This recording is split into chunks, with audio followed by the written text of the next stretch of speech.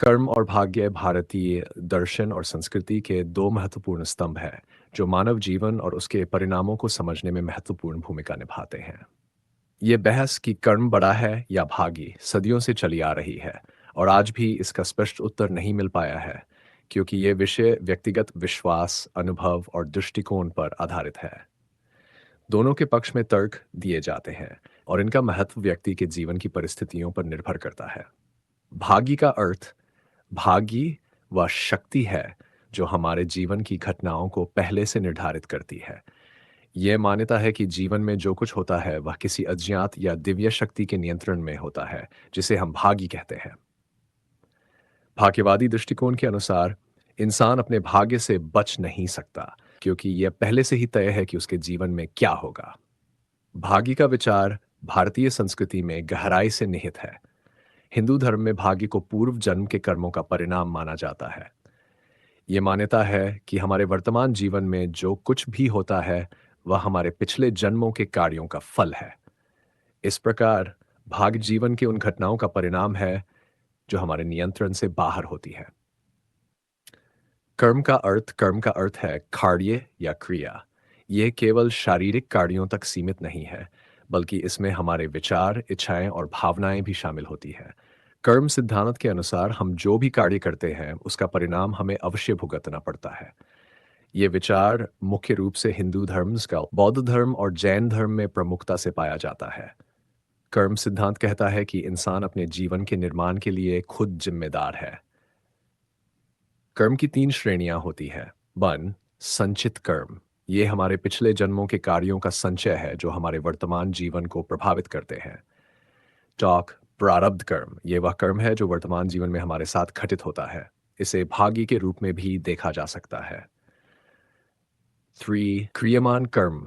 ये वह कर्म है जिसे हम अपने वर्तमान जीवन में कर रहे हैं और जो हमारे भविष्य को प्रभावित करेगा। कर्म और भाग्य के बीच संबंध। कर्म और भाग्य के बीच का संबंध जटिल है। कई विचारधाराएं ये मानती हैं कि भाग्य कर्म का ही परिणाम होता है, अर्थात जो भी भाग्य हमें मिलता है वह हमारे पिछले कर्मों का फल होता है।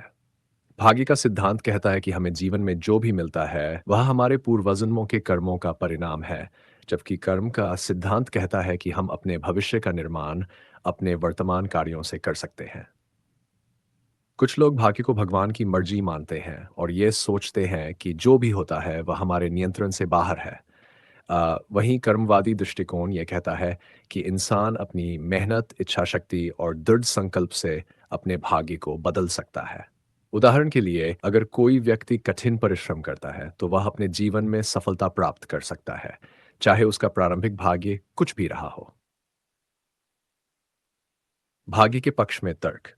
भाग्य के पक्ष में सबसे प्रमुख तर्क यह है कि कई घटनाएं हमारे जीवन में ऐसी होती है जिन पर हमारा कोई नियंत्रण नहीं होता, जैसे हमारा जन्म, हमारा परिवार, हमारी आर्थिक स्थिति और अन्य प्रारंभिक परिस्थितियां। ये सब हमारे नियंत्रण से बाहर होती है, और इसलिए यह कहा जा सकता है कि यह सब भाग्य का खेल है। वन, अपरिहार्यता। जीवन की कई घटनाएं ऐसी होती हैं जिन्हें हम टाल नहीं सकते, जैसे किसी गंभीर बीमारी का होना, प्राकृतिक आपदाएं या अचानक किसी दुर्घटना का शिकार होना। इन घटनाओं को भाग्य के रूप में देखा जाता है। अज्ञात शक्तियां। भाग्य का तर्क यह भी देता है कि हमारे जीवन में कई अदृश्य शक्तियां काम करती हैं, जो हमारे निर्णयों और कार्यों को प्रभावित करती हैं। ये शक्तियां हमारे बस में नहीं होती। थ्री, सी, समय और परिस्थितियां। भाग्यवादी दृष्टिकोण यह भी मानता है कि किसी व्यक्ति की सफलता या असफलता केवल उसकी मेहनत पर निर्भर नहीं करती, बल्कि सही समय और सही परिस्थितियों का होना भी आवश्यक है। कई बार योग्य व्यक्ति भी सही समय पर अवसर न मिलने के कारण असफल हो जाते हैं। कर्म के पक्ष में तर्क। कर्म का पक्ष इस विचार पर आधारित है कि इंसान अपने भाग्य का निर्माता है। यह जीवन में सक्रिय प्रयास और मेहनत को महत्व देता है, और यह मानता है कि व्यक्ति अपने प्रयासों से किसी भी परिस्थिति को बदल सकता है। वन, नियंत्रण और स्वतंत्रता। कर्म सिद्धांत यह कहता है कि इंसान के पास अपने कार्यों का चयन करने की स्वतंत्रता होती है। हमारे कर्म ही हमारे भविष्य का निर्धारण करते हैं। परिश्रम का महत्व। कर्म का समर्थन करने वाले यह मानते हैं कि कठिन परिश्रम से इंसान अपनी किस्मत बदल सकता है। इतिहास में कई उदाहरण ऐसे हैं जहां लोगों ने कठिन परिश्रम और लगन से अपनी परिस्थितियों को बदला है और महान सफलता प्राप्त की है। नैतिकता और न्याय। कर्म का सिद्धांत नैतिकता और न्याय पर आधारित है। यह मानता है कि हर व्यक्ति को उसके कर्मों के अनुसार फल मिलता है। यदि आप अच्छे कार्य करेंगे तो आपको उसका सकारात्मक फल मिलेगा, और यदि आप बुरे कार्य करेंगे तो आपको उसके नकारात्मक परिणाम भुगतने पड़ेंगे। क्या निष्कर्ष? कर्म बड़ा या भाग्य? ये प्रश्न कि कर्म बड़ा है या भाग्य जीवन की जटिलताओं और रहस्यों से जुड़ा हुआ है।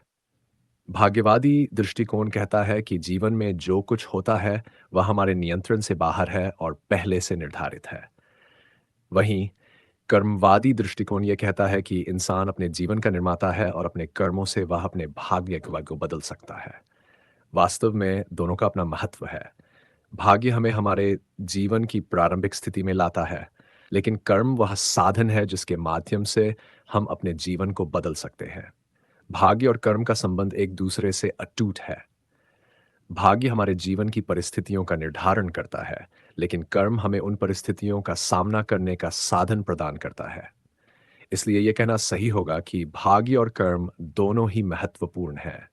जहां